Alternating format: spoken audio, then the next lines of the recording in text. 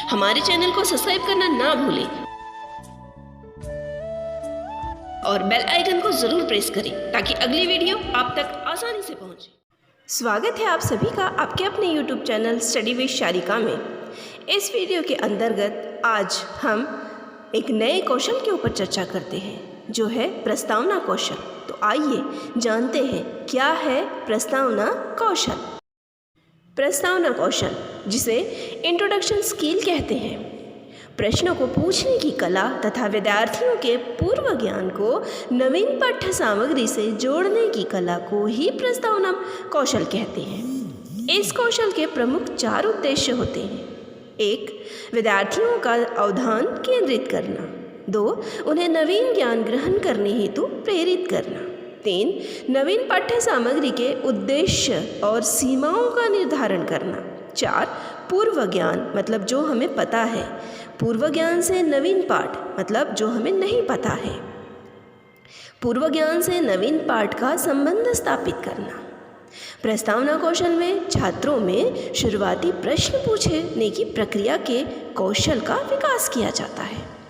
इस कौशल में उन्हें यह निर्देश दिया जाता है कि टॉपिक की शुरुआत करने से पहले उस टॉपिक से संबंधित प्रश्न कैसे पूछे जाए जिनके उत्तर छात्र सरलता से दे सके। लेकिन यह सभी प्रश्न छात्रों के पूर्व ज्ञान से संबंधित होने चाहिए, तभी वह उन प्रश्नों के सरलता से उत्तर दे सकेगा। इसीलिए कहा जाता है कि प्रस्तावना कौशल शिक्षण प्रक्रिया की नींव है, क्योंकि किसी भी प्रकरण की शुरुआत करने से पूर्व प्रस्तावना कौशल तैयार किया जाता है या प्रस्तावना प्रश्न तैयार किए जाते हैं। यह 3 से 4 प्रश्न होते हैं, जिनमें प्रथम प्रश्न से जिस उत्तर की प्राप्ति होती है उसी के आधार पर दूसरे प्रश्न का निर्माण किया जाता है और दूसरे प्रश्न के उत्तर के आधार पर तीसरे प्रश्न का निर्माण किया जाता है, जिससे कि विद्यार्थियों को जो टॉपिक हम समझाना चाहते हैं वह उन्हें बहुत अच्छे से समझ में आ जाए। इसमें कुछ बातें शिक्षकों को ध्यान देना ज़रूरी होता है, जिसमें पहला, प्रस्तावना प्रश्न पूर्व ज्ञान से संबंधित होने चाहिए। दूसरा, प्रस्तावना प्रश्न में क्रमबद्धता होनी चाहिए, मतलब वो Z के सीक्वेंस में पूछे जाने चाहिए। 3, प्रश्न पूछने की गति में स्थिरता होनी चाहिए। 4, प्रश्नों के उत्तर हाँ या ना में नहीं होने चाहिए। 5, प्रश्नों की भाषा सरल और स्पष्ट होनी चाहिए। 6, उत्तर देने के बाद छात्रों के मनोबल में वृद्धि करने हेतु अच्छे शब्द बोलने चाहिए, जैसे शाबाश, बहुत अच्छे, बहुत बढ़िया, इस तरीके के शब्द बोलने चाहिए। उसके बाद कक्षा का अनुशासन बनाए रखने हेतु छात्रों को उत्तर देने के लिए हाथ ऊपर उठाने को कहा जाना चाहिए और उनसे उत्तर हमेशा पूर्ण वाक्य में ही लेने चाहिए। इन सभी बातों का ध्यान एक शिक्षक को रखना ज़रूरी होता है। अब हम देखते हैं प्रस्तावना कौशल के घटक कौन कौन से हैं, मतलब कंपोनेंट ऑफ द स्किल या components of the introduction skill, जिसमें पहला घटक है छात्रों के पूर्व ज्ञान से संबंधित प्रश्न, जिसे कहेंगे प्रीवियस नॉलेज, जिसका शॉर्ट फॉर्म होगा PK। इसके अंतर्गत हम जो कुछ भी प्रस्तावना प्रश्न तैयार करते हैं वे सभी की सभी प्रस्तावना प्रश्न छात्रों के पूर्व ज्ञान से, मतलब उन्हें जो उस टॉपिक के बारे में पता है उससे संबंधित होने चाहिए। उसके बाद में अगला का कंपोनेंट है या घटक है प्रश्न श्रृंखलाबद्ध होना, जिसे कहेंगे प्रॉपर सीक्वेंस, जिसका शॉर्ट फॉर्म होगा PS। जैसा कि हमने पहले ही कहा था कि जो प्रस्तावना प्रश्न होते हैं वह प्रस्तावना प्रश्न Z के आकार में या Z के द्वारा निर्मित या Z फॉर्म में निर्मित होने चाहिए। मतलब पहले प्रश्न का जो उत्तर होगा उस उत्तर के आधार पर दूसरा प्रश्न तैयार होना चाहिए, तो दूसरे प्रश्न के उत्तर के आधार पर तीसरा प्रश्न तैयार होना चाहिए। मतलब उनमें एक ये क्रमबद्धता होनी चाहिए, तभी विद्यार्थियों को हम जो समझाना चाह रहे हैं वह बहुत अच्छे से समझ में आएगा। उसके बाद में अगला कंपोनेंट है युक्तियाँ या साधनों की उपयुक्तता, जिसे कहेंगे proper use of devices and aids, जिसका शॉर्ट फॉर्म होगा PDA।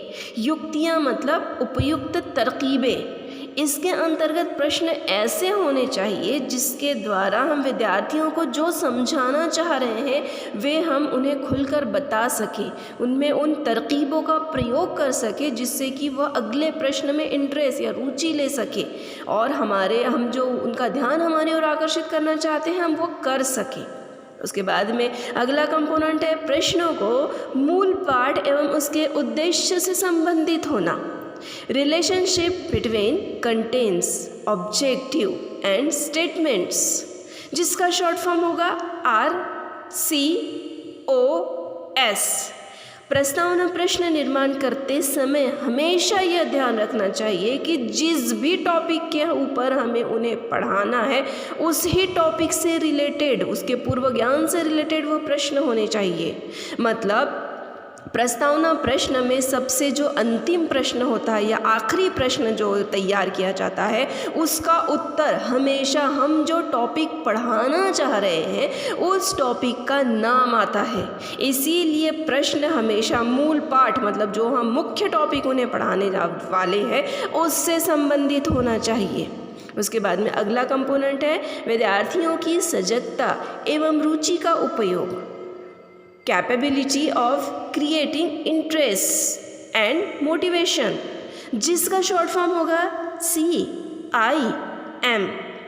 शिक्षक का प्राथमिक कर्तव्य विद्यार्थियों को नवीन ज्ञान ग्रहण करने के लिए तत्पर बनाना होता है और हम ये तभी संभव कर पाते हैं जब हमें उनकी रुचियों के बारे में या रुचियों का मापदंड पता हो। तभी हम उनके स्तर के आधार के, उनके मानसिक स्तर के आधार से हम प्रश्न तैयार कर सकते हैं और उसके बाद ही वह हमारी ओर रुचि ले सकते हैं। उसके बाद में अगला कंपोनेंट है प्रश्नों की अवधि विस्तार की उपयुक्तता, जिसे कहेंगे ड्यूरेशन ऑफ इंट्रोडक्शन, जिसका शॉर्ट फॉर्म होगा DI। जब भी हम छात्रों से प्रश्न पूछते हैं तो उसकी अवधि या प्रश्न पूछने की अवधि और विद्यार्थियों के उत्तर देने की अवधि में एक विशिष्ट अवधि होनी चाहिए। अगर हमने पहला प्रश्न पूछा और विद्यार्थी उत्तर नहीं दे पा रहे तब तक आपने दूसरा प्रश्न पूछा तो विद्यार्थी समझ नहीं पाएंगे कि हम क्या करना चाह रहे हैं, कौन से प्रश्न उनसे निकलवाना, उसके उत्तर निकलवाना चाहते हैं, किस पाठ्य वस्तु की ओर हम उन्हें ले जाना चाहते हैं। इसीलिए एक प्रॉपर ड्यूरेशन होना चाहिए शिक्षकों के प्रश्न पूछने में और विद्यार्थियों के आंसर देने में। तो आइए अब हम देखते हैं कि प्रस्तावना कौशल की पाठ योजना बनती कैसे है। तो ये देखिए प्रस्तावना कौशल की पाठ योजना, जैसे कि हमने पहले भी बोला है कि एक कौशल की 3 पाठ योजनाएँ बनती है, अतः ये पाठ योजना तीसरे नंबर की बता रहे हैं। इसमें अपनी सबसे पहले नॉर्मल इन्फॉर्मेशन देनी है, जैसे कि आपका जो नाम है, छात्राध्यापिका का नाम या छात्राध्यापक का नाम देना है, उसके बिल्कुल सामने दिनांक डालना है, छात्राध्यापिका के नाम के नीचे महाविद्यालय का नाम डालना है, जिस महाविद्यालय में आप अध्ययनरत है उस महाविद्यालय का नाम डलेगा, उसके आगे कक्षा डलेगी, जिस भी कक्षा का आपने लेसन प्लान बनाया है वह कक्षा वहाँ पर डलेगी। उसके बाद में आपका विषय डलेगा, जो भी आपका सब्जेक्ट की आप बना रहे हैं वो विषय डालना है, कालांश डालना है, जिस पीरियड में आप ये क्लास ले रहे हैं वह पीरियड डालना है आपको। उसके बाद में आपका प्रकरण आएगा, प्रकरण के बिल्कुल सामने समय आएगा, समय, चूँकि ये सूक्ष्म लेखन का कौशल है, सूक्ष्म टीचिंग है, ये माइक्रो टीचिंग है, इसीलिए इसका समय हमेशा 5 से 7 मिनट होता है, इसीलिए यहाँ पर 7 मिनट डला हुआ है। उसके बाद में उपप्रकरण है। उपप्रकरण अगर आपके टॉपिक में है तो डालना है, नहीं तो छोड़ देना है। उसके बाद में विद्यालय है। विद्यालय मतलब जिस भी विद्यालय में या जिस भी स्कूल में आपकी पाठ्य योजना लगी है, आप जिस स्कूल में पाठ्य योजना पढ़ाने वाले हैं। उसके बाद में आपका उद्देश्य आएगा। उद्देश्य में प्रस्तावना कौशल में दक्षता प्राप्त करना, जबकि ये तीसरे नंबर की है, इसीलिए यहाँ पर दक्षता प्राप्त करना आया है। जबकि पहले नंबर की पाठ्य योजना और दूसरे नंबर की पाठ्य योजना में अध्ययन करना आता है, मतलब प्रस्तावना कौशल का अध्ययन करना ऐसा आएगा, मगर ये तीसरे नंबर की, इसीलिए यहाँ पर दक्षता प्राप्त करना आएगा। फिर आपके 3 कॉलम बनाने हैं आपको, छात्राध्यापिका का व्यवहार, विद्यार्थियों का व्यवहार और घटक। उसके बाद में जो कुछ भी आपका टॉपिक है वो टॉपिक को आपको शुरुआत करनी है। यहाँ पर सबसे पहले इन्होंने OA इस कंपोनेंट का प्रयोग किया है, मतलब ऑडियो विजुअल जो टेक्निक होती है, जबकि यहाँ पर ये लिटमस पेपर दिखाते हुए प्रश्न पूछ रहे हैं, इसीलिए यहाँ पर ये वाला आपका जो क्वेश्चन है, ये वाला जो आपका घटक है वह घटक आपका यहाँ पर आया है। उसके बाद में अगला क्वेश्चन किया गया है, विद्यार्थी ने आंसर दिया है, और उसके बाद में अगला क्वेश्चन किया गया है। इसमें आपको ये ध्यान देना है कि जहाँ पर भी छात्राध्यापिका का प्रश्न खत्म हो रहा है, उसके निचली लाइन से विद्यार्थियों के जो कुछ भी आंसर है वो शुरू होगी, और दूसरा प्रश्न फिर विद्यार्थी का आंसर जिस लाइन पे ख़त्म हो रहा है, समाप्त हो रहा है, उसके नीचे भी जो भी शिक्षक है वह शिक्षक अपने प्रश्न पूछेगा। इस तरीके से आपका, इसी तरीके से आपके सारे के सारे प्रश्न उत्तर आपके सारे के सारे चलते रहेंगे जो भी है। फिर इसके बाद में अगला इन्होंने जो भी प्रयुक्त किया है, अगला इनका हो है PK, जबकि इन्होंने अगला प्रश्न पूछा है PK मतलब प्रीवियस नॉलेज के ऊपर जो कुछ भी प्रश्न होता है, इसीलिए यहाँ पर जो प्रश्न पूछा गया प्रीवियस नॉलेज के ऊपर है, पूर्व ज्ञान के ऊपर है, इसीलिए यहाँ पर PK इस कंपोनेंट का प्रयोग किया गया है। देखिए ऐसे ही पूरे के पूरे आपके कंपोनेंट्स चलेंगे, पूरे के पूरे आप प्रश्न पूछते चलेंगे और आपके कंपोनेंट्स आते चलेंगे। ये देखिए, फिर उसके बाद में आपका इन्होंने PS का प्रयोग हुआ है, मतलब जो कुछ भी इन्होंने ऊपर जो प्रश्न पूछे थे वो सारे के सारे प्रश्न एक प्रॉपर सीक्वेंस में चल रहे हैं, कोई भी इधर उधर से नहीं लिया गया है, इसीलिए यहाँ पर PS का प्रयोग किया गया है। उसी तरीके से ये देखिए, ये सारी की सारी चीज़ें, सारे के सारे क्वेश्चंस चल रहे हैं, सारे के सारे क्वेश्चन पूछे जा रहे हैं। फिर से PK आ गया, मतलब ये जो क्वेश्चन है ये क्वेश्चन उनके पूर्व ज्ञान के ऊपर आधारित है, इसीलिए यहाँ पर फिर से PK का प्रयोग कर लिया है उन्होंने।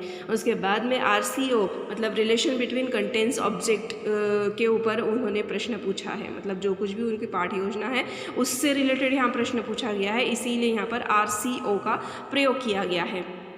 ये देखिए पूरा की पूरा यहाँ पर फिर बाद में DI है। DI मतलब ड्यूरेशन ऑफ इंट्रोडक्शन, प्रस्तावनात्मक प्रश्नों का समय, यहाँ पर बराबर उन्होंने पहले प्रश्न पूछा है देखिए ऊपर, और फिर उसके बाद में उन्होंने समझाया है, तो यहाँ पर उनका DI ये वाला कंपोनेंट्स यूज़ हो सकता है। फिर से उनका ICO देखो यूज़ हुआ है, फिर PK उन्होंने यूज़ किया है। कहने का तात्पर्य ये है कि आपकी जो कुछ भी पाठ्य योजना बनती है उस पाठ्य योजना में आप कहीं पर भी जो भी कोई भी कंपोनेंट्स का प्रयोग कर सकते हैं, जहाँ पर आपका जैसा हो रहा है उस तरीके से आप उसका प्रयोग कर सकते हैं। उसके बाद में आपकी सबसे आखिरी में अवलोकन तालिका बनती है, इसके 3 घटक बनाने, 3 कॉलम बनाने होते हैं। पहले कॉलम जो घटक होते हैं वहाँ पर जितने भी पाठ्य योजना के कंपोनेंट्स हैं वो जैसे कि तैसे आपको लिख लेने होते हैं, और दूसरे में आपने कितनी बार कौन सा घटक पाठ्य योजना में प्रस्तुत किया है, मतलब वापरा है, वो आपको फ्रीक्वेंसी डालनी होती है और उसी की टोटल करनी होती है। और सबसे लास्ट में आता है आपके हस्ताक्षर और जो कुछ भी वहाँ पर सिग्नेचर कर रहा है उस जो कुछ भी वहाँ पर आपकी कक्षा में पढ़ा रहे